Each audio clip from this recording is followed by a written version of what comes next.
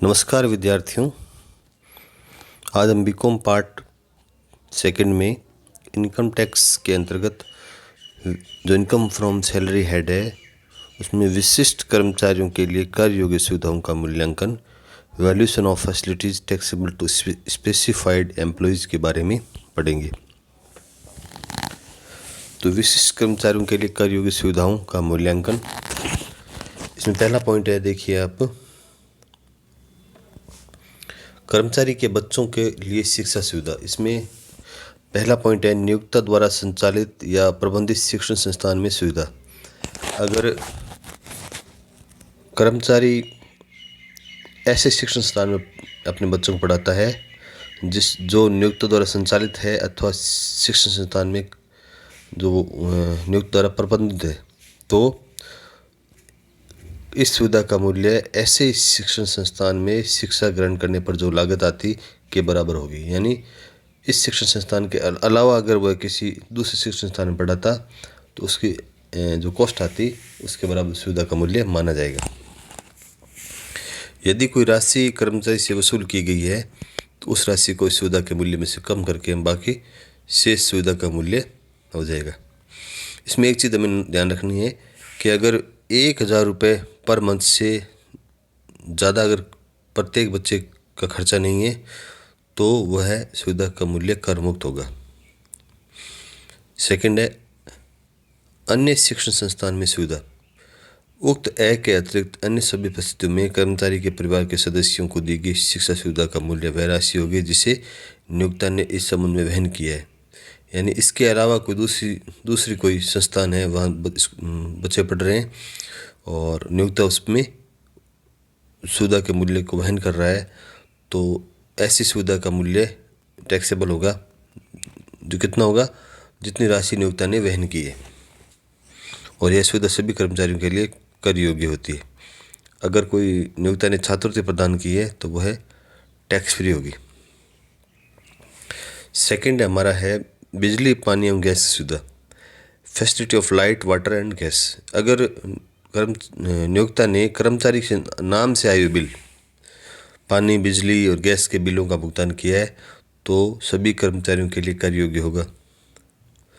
दूसरा है यदि नियोक्ता ने बिजली, पानी, गैस की सुविधा प्रदान की है, यानी नियोक्ता ने खुद ने प्रदान की है, तो यह केवल विशिष्ट कर्मचारियों के लिए ही कर योग्य होगी एवं सुविधा का मूल्य निम्न राशि होगी। पहली है यदि उक्त सुविधा नियोक्ता ने अपने साधनों से प्रदान की है तो ऐसी सुविधा का मूल्य इसके लिए नियोक्ता को आय लागत के बराबर होगी। अगर नियोक्ता ने खुद अपने साधनों से यह सुविधा प्रदान की है तो जो उसकी कॉस्ट आई है वो सुविधा का मूल्य होगा। और सेकंड पॉइंट है यदि उक्त सुविधा बाहर से उपलब्ध कराई गई है, नियोक्ता ने बाहर से ये सुविधा उपलब्ध कराई है तो चुकाई गई राशि, यानी नियोक्ता ने जो राशि चुकाई है वो सुविधा का मूल्य माना जाएगा। यदि कर्मचारी से कोई राशि वसूल की गई है तो वो उसमें से लेस कर देंगे। थर्ड पॉइंट है हमारा घरेलू नौकर, माली, चौकीदार, फर्राश की सुविधा। यदि इसमें पहला पॉइंट ए है यदि उक्त की नियुक्ति यानी घरेलू नौकर, माली, चौकीदार, फर्राश की नियुक्ति अगर कर्मचारी द्वारा की गई है और भुगतान नियोक्ता ने किया है तो ऐसी सुविधा का मूल्य नियोक्ता द्वारा चुकाई गई राशि होगी। यानी जो राशि नियोक्ता ने चुकाई है वही सुविधा का मूल्य माना जाएगा। सभी कर्मचारियों के लिए ये कर योग्य होगी, चाहे विशिष्ट कर्मचारी हो चाहे सामान्य कर्मचारी हो। बे पॉइंट है यदि उक्त की नियुक्ति नियोक्ता ने की है और भुगतान भी नियोक्ता ने किया है, ये नियुक्ति भी नियोक्ता ने की है और भुगतान भी नियोक्ता कर रहा है, तो ऐसी सुविधा का मूल्य चुकाई गई राशि होगी। यानी जो नियोक्ता चुका रहा है वो राशि होगी, केवल विशिष्ट कर्मचारियों के लिए ही कर योग्य होगी। सेकेंड पॉइंट नोट देखिए, यदि कर्मचारी से कोई राशि वसूल की गई है तो वो हम उसमें से लेस कर देंगे। और नियोक्ता के स्वामित्व वाले मकान में यदि माली की सुविधा प्रदान की गई, यानी मकान नियोक्ता के स्वामित्व का है और उसमें माली की सुविधा है, तो नियोक्ता द्वारा माली को चुकाई गई राशि का अनुलाभ नहीं माना जाएगा, अर्थात कर मुक्त होगा। माली की सुविधा अगर दी गई है और नियोक्ता इसका मालिक है तो वो कर मुक्त होगा। अब है मोटर कार की सुविधा, फैसिलिटी ऑफ मोटर कार। तो मोटर कार में दो प्रकार की मोटर कारें हैं। पहली है कार के इंजन की क्षमता 1.6 लीटर तक हो, दूसरी है कार के ईंधन की क्षमता वो 1.6 लीटर से अधिक हो। अब इसमें पहली परिस्थिति देखिए, यदि कार नियोक्ता की है और नियोक्ता ने इसे किराए पर लिया हो। दो कंडीशन है, या तो नियोक्ता खुद की कार हो या फिर नियोक्ता ने इसे किराए पर लिया हो। केवल कार्यालय उपयोग के लिए काम में ले रहा है तो 1.6 लीटर तक की कार है तो उसका भी सुविधा का मूल्य 0 होगा, और उससे ऊपर है तो उस सुविधा का मूल्य 0 होगा। केवल निजी उपयोग के लिए है तो चलाने एवं रख रखाव के समस्त व्यय जिनका भुगतान नियोक्ता ने किया हो, प्लस कार की लागत कब 10% लेंगे, कब लेंगे, जब वो कार नियोक्ता की है। वो किराए पर लिए तो कार का किराया माइनस कर देंगे, कंपनी द्वारा चुकाएगा किराया। इसमें भी चलाने और रख रखाव के समस्त व्यय आएंगे जिसका भुगतान नियोक्ता ने किया है, प्लस कार की लागत का 10% यदि नियोक्ता स्वामी है, अथवा कार का किराया यदि इसने किराए पर ले रखी, माइनस कर्मचारी द्वारा चुकाएगी राशि। थर्ड पॉइंट है निजी एवं कार्यालय दोनों उपयोग के लिए काम में ले रहा है, और इसमें एक पॉइंट है समस्त व्यय नियोक्ता वहन कर रहा है, तो इसमें 1800 रुपये प्रति माह सुविधा का मूल्य लेंगे। यदि ड्राइवर भी साथ दे रहे हैं तो 27 रुपये प्रति माह माना जाएगा। इसमें 1.6 लीटर से ऊपर होने पर 24 रुपये प्रति माह बिना ड्राइवर के, और ड्राइवर साथ है तो 33 रुपये प्रति माह सुविधा का मूल्य माना जाएगा। बी पॉइंट है निजी उपयोग के व्यय अगर कर्मचारी वहन कर रहा है तो 600 रुपये प्रति माह, ड्राइवर साथ है तो 1500 रुपये प्रति माह, और 1.6 लीटर से ऊपर है तो 900 रुपये प्रति माह, और ड्राइवर साथ होने पर 1800 रुपये प्रति माह सुविधा का मूल्य माना जाएगा। नेक्स्ट है बी पॉइंट है कार कर्मचारी की हो वो खर्च नियोक्ता वहन कर रहा है। केवल कार्यालय उपयोग के लिए कर रहा है तो ये दोनों में सुविधा का मूल्य 0 होगा, और केवल निजी उपयोग के लिए कर रहा है तो वास्तविक व्यय सभी कर्मचारियों के लिए कर योग्य। इसमें वास्तविक व्यय सभी कर्मचारियों के लिए कर योग्य। फिर है निजी एवं कार्यालय दोनों उपयोग के लिए कर रहा है तो वास्तविक व्यय माइनस 1800 रुपये प्रति माह, अगर ड्राइवर है तो 27 रुपये प्रति माह लेस कर देंगे,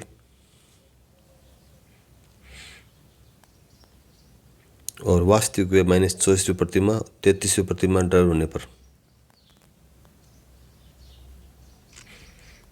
फिर है एक से अधिक कार्य निजी एवं कार्यालय उपयोग हेतु प्रदान की जाए तो कोई एक का कर्मचारी की इच्छा अनुसार लेंगे उक्त ए थर्ड की भांति, शेष कार्य हैं वो उक्त ए सेकंड की भांति उनका मूल्यांकन किया जाएगा।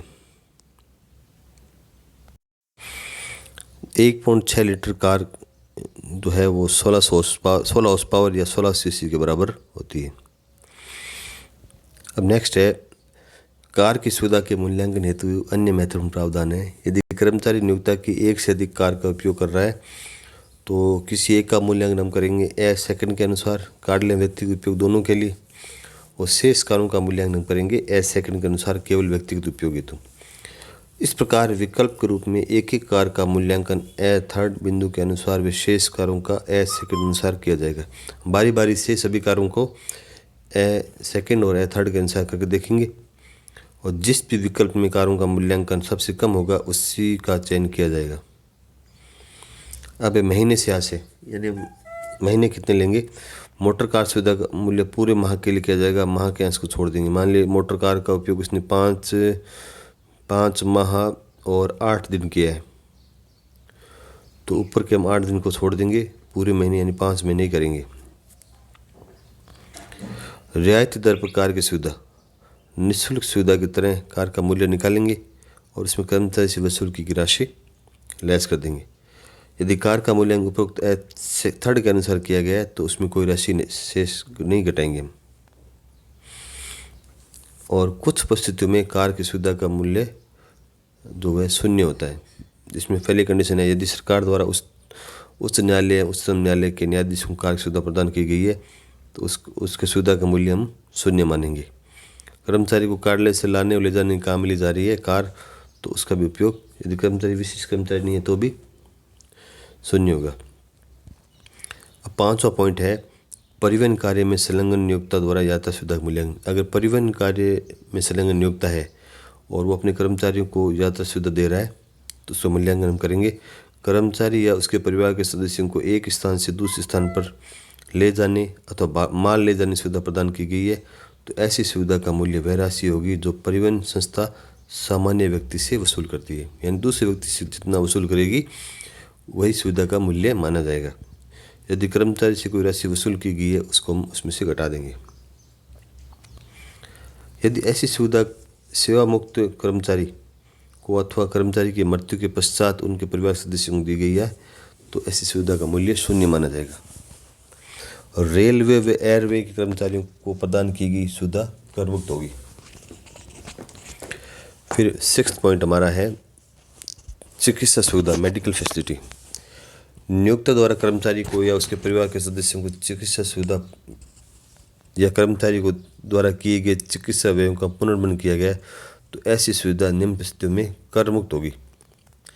इसमें पहली कंडीशन है भारत में चिकित्सा सुविधा। यदि नियोक्ता द्वारा संचालित अस्पताल में चिकित्सा सुविधा ले रहा है तो वो कर मुक्त होगी। सरकार, स्थानीय सत्ता सरकार द्वारा स्वीकृत चिकित्सालय में चिकित्सा सुविधा है तो वो कर मुक्त होगी। मुख्य आयकर आयोग द्वारा अनुमोदित अस्पताल में आयकर नियम 3A में वर्णित बीमारियों के इलाज हेतु जो कैंसर, एड्स इत्यादि बीमारियां हैं उसमें इलाज हेतु अगर व्यय किया गया तो वो कर मुक्त होगा।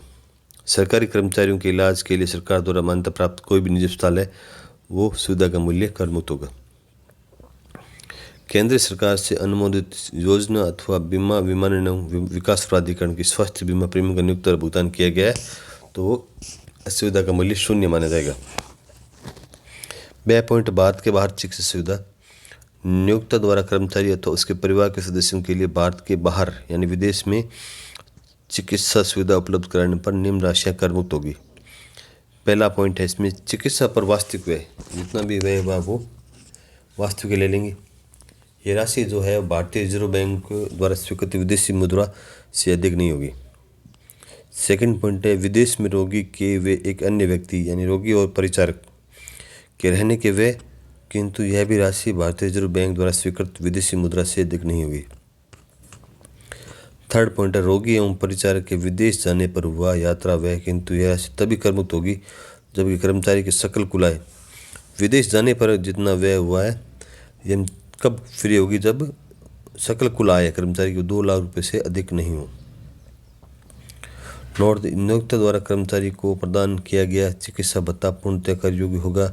इस संदर्भ में कर्मचारी द्वारा किए गए चिकित्सा व्ययों को ध्यान में नहीं रखा जाता है। कर्मचारी के परिवार के सदस्यों में जीवन साथियों, बच्चे, आश्रित या स्वाश्रित, विवाहित या अविवाहित सब शामिल होते हैं और कर्मचारी पर पूर्णतः आश्रित माता पिता, भाई बहन भी इसमें शामिल होते हैं।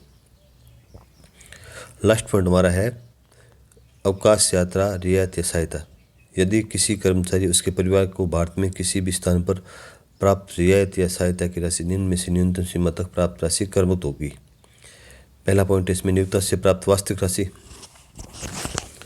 सेकंड पॉइंट है कर्मचारी द्वारा यात्रा पर वास्तविक व्यय की गई राशि तो प्राप्त राशि होगी और खर्च की गई राशि। थर्ड है तालिका में वर्णित राशि यात्रा के लिए अपनाए गए साधन के अनुसार। इसमें पहला पॉइंट है यदि यात्रा विमान द्वारा की जाती है तो इसमें छूट होगी। सबसे छोटे रास्ते से राष्ट्रीय परिवहन के विमान की मितव्ययी इकोनॉमिक श्रेणी का किराया, इकोनॉमिक श्रेणी का विमान का किराया उसकी छूट मिल जाएगी। सेकंड, यदि यात्रा प्रारंभ करने का स्थान व गंतव्य स्थान रेल पथ से जुड़े हुए हैं और विमान के अलावा किसी अन्य साधन से यात्रा की गई है तो सबसे छोटे रास्ते से रेल की वातानुकूलित प्रथम श्रेणी का किराया है वो टैक्स फ्री हो जाएगा, छूट हो जाएगी इसकी। थर्ड पॉइंट हमारा यदि यात्रा प्रारंभ करने का स्थान व गंतव्य स्थान पूर्णतः या अंशतः रेल पथ से जुड़े हुए नहीं है, यानी आने और जाने का स्थान है वो रेल पथ से पूर्णतः या अंशतः जुड़े हुए नहीं है और इन यात्रा के 2 स्थानों के बीच मान्यता प्राप्त सार्वजनिक परिवहन सेवा उपलब्ध है, तब तो सबसे छोटे रास्ते में प्रथम श्रेणी अथवा डिलक्स श्रेणी की किराए की राशि, और यदि मान्यता प्राप्त सार्वजनिक परिवहन सेवा उपलब्ध नहीं है तो सबसे छोटे रास्ते से रेल की वातानुकूलित प्रथम श्रेणी का किराया है, मानते हुए कि यात्रा रेल द्वारा की गई है। अब है कर मुक्ति कितनी बार प्राप्त की जा सकती है। यह कर मुक्ति है वो 4 वर्षों के खंड में 2 बार प्राप्त की जा सकती है और पहला खंड 1 जनवरी 1986 से प्रारंभ होगा। इसमें 1 जनवरी 1986 से 31/12/89, फिर 1/1/90 से 31/12/93 तक दूसरा खंड, फिर 1/1/94 से 31/12/97 तीसरा खंड, चौथा खंड है वो 1/1/98 से 31/12/2001 तक, पाँचवां 1/1/2002 से 31/12/2005 तक, 1/1/2006 से 31/12/2009, 1/1/2010 से 31/12/2013 और 1/1/2014 से 31/12/2017 और 1/1/2018 से 31/12/2021 तक। ये 9 खंड हैं, क्योंकि हमारा जो आएगा वो इस खंड में आएगा या इससे पहले भी आ सकता है। यदि किसी कर्मचारी को किसी 4 वर्षीय खंड में 2 से अधिक बार यात्रा रियायत प्राप्त हुई है तो 2 बार प्राप्त यात्रा रियायत कर मुक्त राशि उपयुक्त बताए नियमानुसार प्राप्त होगी। विशेष यात्राओं के लिए प्राप्त राशि कर होगी। मान लीजिए एक खंड में उसको 3 बार यात्रा रियायत प्राप्त हुई है तो 2 बार तो टैक्स फ्री हो जाएगी, तो तीसरी यात्रा है वो उसकी रियायत है वो टैक्सेबल हो जाएगी।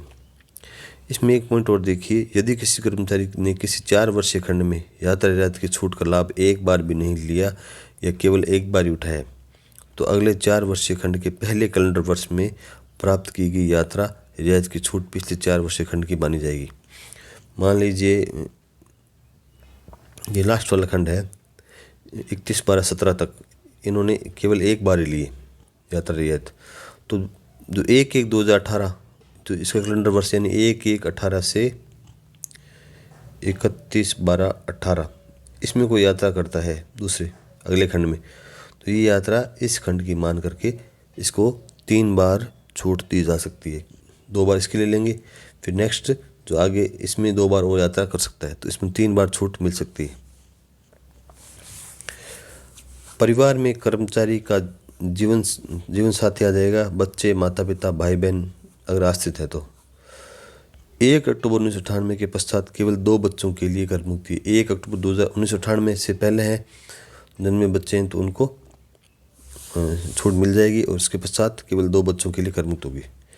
थर्ड है विदेश यात्रा के संबंध में यात्रा रियायत पूर्णतः कर योग्य। विदेश यात्रा की है उसको सहायता मिली है तो सभी के लिए कर योग्य होगी।